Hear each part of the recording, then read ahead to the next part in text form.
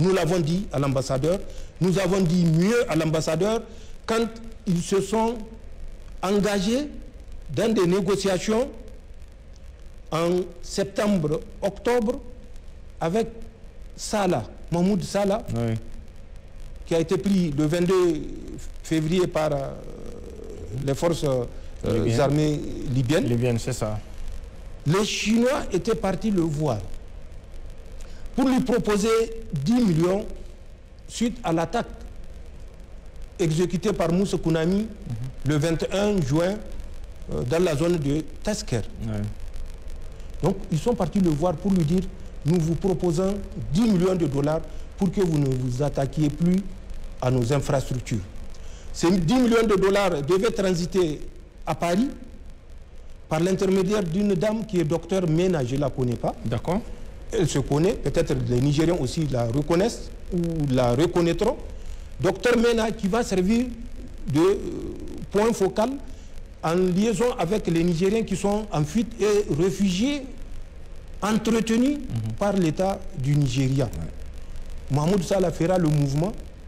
Nous savons où il a passé, où il a obtenu des passeports et il devait se rendre au Nigeria, à Abuja ou à Sokoto pour récupérer ce transfert-là, certainement en ayant laissé des commissions aux intermédiaires. Bien sûr. Nous avons appelé l'ambassadeur et j'ai dit au ministre d'État, ministre de la Défense, de l'appeler pour lui dire que nous sommes au courant et que si notre coopération doit continuer, il faut qu'il s'assure que ces virements-là ne soient pas faits. Ouais.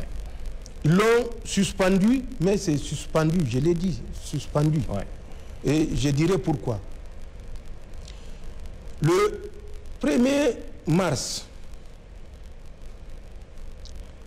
il y a eu un autre contact qui a été pris. Pourquoi? Parce qu'il y avait un Chinois qui a été enlevé par les mêmes groupes de Salah et autres, Moussa Kounami. C'est ça. Nous avons suivi les Français qui étaient en train de planifier cette opération. Nous avons là également appelé l'ambassadeur de la Chine pour lui notifier. Voilà l'intention des Français. Faire feu de tout bois pour prendre le contrôle du champ pétrolier d'Agadem. Ils ont envoyé à travers les Moussa Kounami, le Mahmoud Salah, des éléments pour kidnapper des expatriés chinois et réclamer de l'argent. Nous l'avons informé. Je l'ai mieux orienté vers la DG2SE pour lui faire un mémo qu'il doit transmettre à ses compatriotes qui sont sur le champ pétrolier.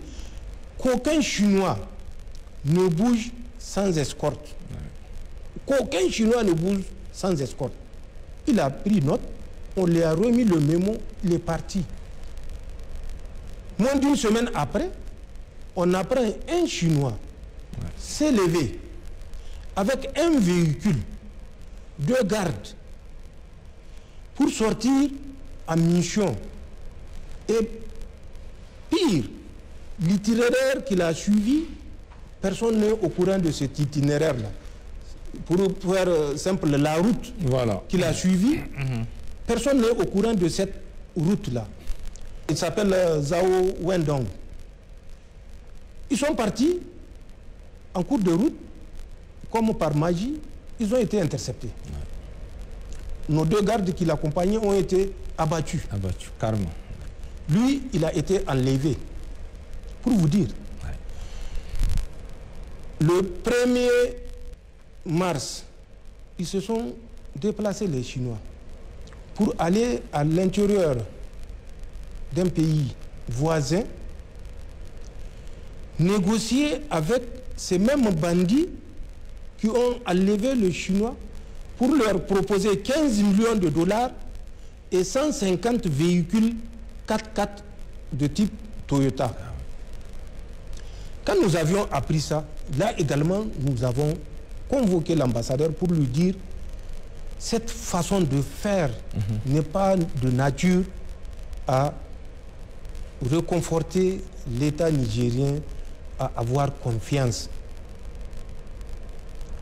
Ils ont fait semblant de suspendre, mais nous avons appris le 22 de ce mois de mai, que le Chinois a été libéré sans que personne ne sache. Il a été tranquillement amené vers Djibela, il paraît, et déposé avec une réserve alimentaire. Le Chinois qui devait aller le récupérer a tout simplement dit aux gardes qui assurent toujours leur sécurité: nous allons dans tel secteur chercher quelque chose. Il ne leur a pas dit la mission. Pour vous dire comment les gens travaillent, nous c'est la conviction qu'on a de mèche avec ces bandits.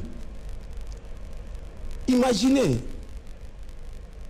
que le dispositif d'accompagnement soit un dispositif léger et que des gens qui sont de toutes les façons sans parole de l'autre côté tendent une embuscade à nos gens.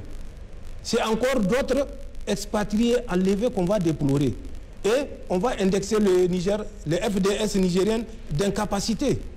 Parce que c'est ce qu'il faut faire comprendre au monde. C'est ça l'intoxication. Donc ils sont partis, ils l'ont récupéré. Ils l'ont récupéré. Ils n'ont pas informé les autorités nigériennes. Rien. Ils l'ont rapatrié ici à Niamey. Et je crois que le 22, il a pris un vol et il est parti. En Chine. Alors que dans de telles circonstances, le minimum, c'est que le pays soit associé, parce que nous avons des questions. Bien sûr. Nous avons des doutes à lever. Mais le fait d'agir de cette façon clandestine reconforte nos doutes. Voilà le jeu trouble auquel l'ambassadeur s'est livré. On nous accuse d'être des bagarreurs. Nous ne sommes pas des bagarreurs. Aucun pays ne veut se voir méprisé et sous-estimé. Aucun pays conscient. À plus forte raison, les autorités d'un pays conscient qui a fait le serment que Dieu serve, soit le témoin entre lui et le peuple s'il trahit les intérêts du peuple. D'accord.